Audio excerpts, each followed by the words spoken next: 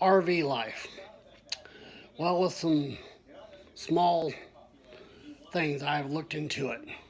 To make it cheaper, the RV cheaper, you gotta find somebody who you're willing to live with.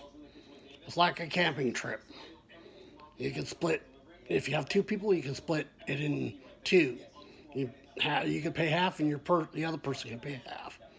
You can pay half for the repairs, the tires, etc., etc., etc. That's how you make it a little bit cheaper.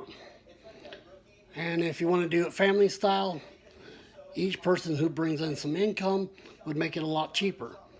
Which means that, let's say, two people, you have to pay half and half for the insurance, half and half for repairs. Do half and half of the driving, which means you got to drive sometimes and the other person's got to drive sometimes.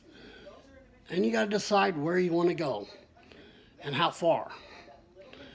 This is your usual RV. Get somewhere in between, that I've looked around, 8 to 10 miles to the gallon. So if you have $100 gallons in there, you're looking about, let's say about 6 or 7, at the most, 800 miles on a tank. So, and that's just on a very generous side. So you got to really think about what you're going to do and what you're going to invest in. You're going to have to take care of the seals. You have to get up and do all that stuff, which means you're going to have to use, some saddle soap, whatever else, to make sure those seals don't crack and stuff.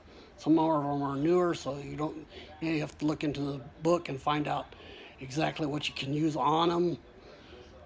And that's about the cheapest thing you could do for RV life. I've never lived in one. I just investigated into living into the RV life. I would love to do that because I love to travel.